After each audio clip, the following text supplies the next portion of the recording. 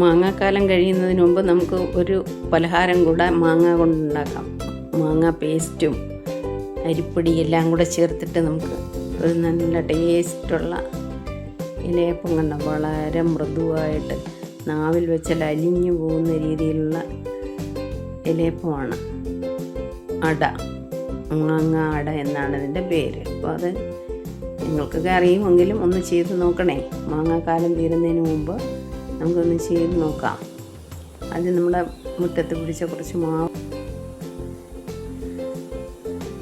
അപ്പം അതിനകത്ത് നിന്നുള്ള കുറച്ച് മാങ്ങ പറിച്ചിട്ട് ഒന്ന് വൃത്തിയാക്കി അരിഞ്ഞ് കൊണ്ടുവരാം. അത് വെച്ചിട്ടാണ് നമുക്ക് ഈ മാങ്ങയട ഉണ്ടാക്കുന്നത്. നിങ്ങളൊക്കെ ഒന്ന് ചെയ്ത് നോക്കണേ. നമ്മുടെ സ്വന്തം മാങ്ങയാകുമ്പോഴത്തേക്കും വിശ്വസിച്ച് എന്തുകൊണ്ടാക്കി കഴിക്കാമല്ലോ. വിഷത്തിൻ്റെ അംശവും കാര്യമൊന്നും ഇല്ലാതെ.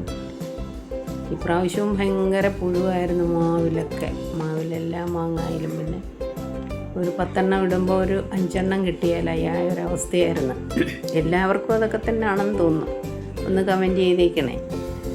ഇത് നല്ല ടേസ്റ്റുള്ള മാങ്ങയാണ്. നമ്മുടെ മുറ്റത്തെ മാവിൽ പിടിച്ചതാണ്. അതെല്ലാം ചെത്തി വൃത്തിയാക്കി ചെറുതായിട്ട് അരിഞ്ഞിട്ട് നമുക്ക് ഒരു മിക്സിയുടെ ജാറിലേക്കിട്ട് അതിനെ ഒന്ന് അടിച്ചെടുക്കണം. എല്ലാം ഞാൻ അരിഞ്ഞെടുത്തിട്ടുണ്ട്. അതൊന്ന് വൃത്തിയാക്കി വെച്ചിരിക്കുകയാണ് ചെറുതായിട്ട് അരിഞ്ഞ്. എന്നിട്ട് ആ ഒരു ജാറിലേക്കിട്ട് നമുക്കൊന്ന് പേസ്റ്റാക്കി എടുക്കണം. ഇതിനൊരുപാട് നാരുള്ള മാങ്ങയൊന്നുമല്ല, അപ്പോൾ അതുകൊണ്ട് വലിയ തരികളൊന്നും വരില്ല. നല്ലപോലെ പേസ്റ്റാക്കണം. ഒന്നരച്ചെടുക്കാം. എല്ലാവരും ഒന്ന് ചെയ്ത് നോക്കണേ. മാങ്ങ നന്നായി പേസ്റ്റായി അരച്ചെടുത്തിട്ടുണ്ട്.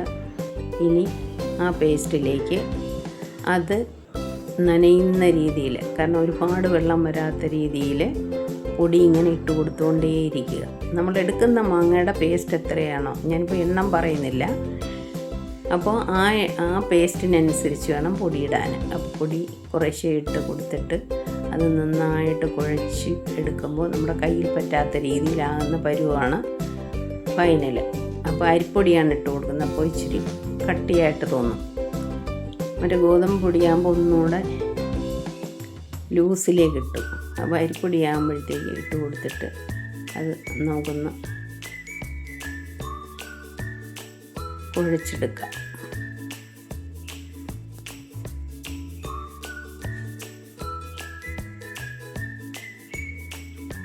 ഇതൊന്ന് നനച്ചെടുക്കാം. നനച്ച് ഉണ്ട പോലാക്കി എടുക്കുക.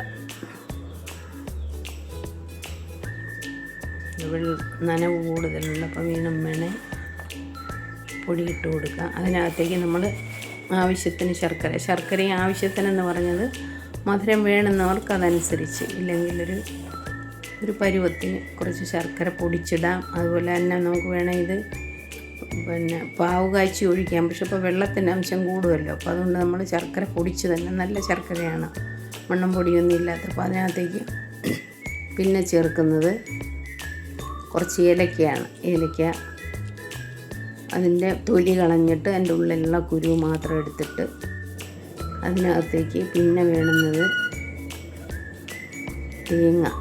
തേങ്ങയും ഇഷ്ടമാകുന്നവർക്ക് ഇച്ചിരി കൂടുതൽ ചേർത്താലും കുഴപ്പമില്ല. എന്നാലും ഒരു അരമുറി തേങ്ങ മിനിമം ചേർത്തിരിക്കണം.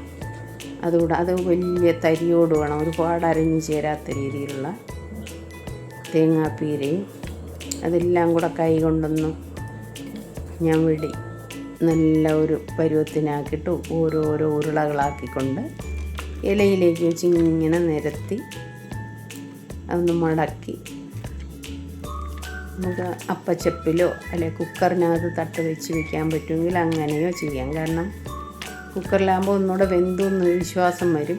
അപ്പച്ചപ്പിലാകുമ്പോൾ ഇച്ചിരി കൂടുതൽ നേരം നമ്മൾ വേവുന്നതിന് വേണ്ടിയിട്ട് വളരെ നേർത്താണ് നിരത്തിയെടുത്തത്. കാരണം നല്ല വേവണമല്ലോ, വളരെ തിന്നായിട്ട്. ഇതിനകത്ത് നമ്മളൊന്നും വയ്ക്കുന്നില്ല, അതേ ഉള്ളൂ. അങ്ങനെ ഓരോന്നും നമുക്ക് എത്രയാണോ ആവശ്യമുള്ളത് ആളുകളെ കണക്കാക്കി വേണം ചെയ്യാൻ. നല്ല ടേസ്റ്റാണ്. കുട്ടികളൊക്കെ ആണെങ്കിൽ ഒരുപാട് കഴിക്കും. മാങ്ങ കഴിക്കാത്ത കുട്ടികളാണെങ്കിൽ വളരെ നല്ല സാധനമാണ്.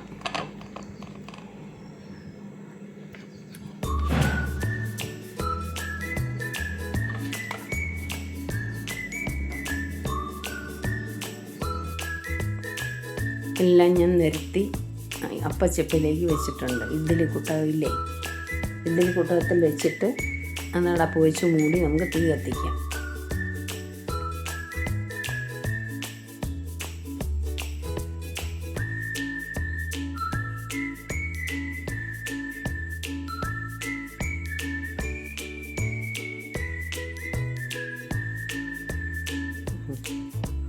ആവിയെല്ലാം വന്ന് ആവിയൊന്ന് തണുക്കാൻ അനുവദിച്ചു. കാരണം കൈ പൊള്ളരുതല്ലോ. ഒന്ന് ചെയ്ത് നോക്കണേ, നല്ല ടേസ്റ്റാണ്. ചെയ്ത് നോക്കിയിട്ട് ഫീഡ്ബാക്ക് അറിയിക്കുമല്ലോ. Thank you.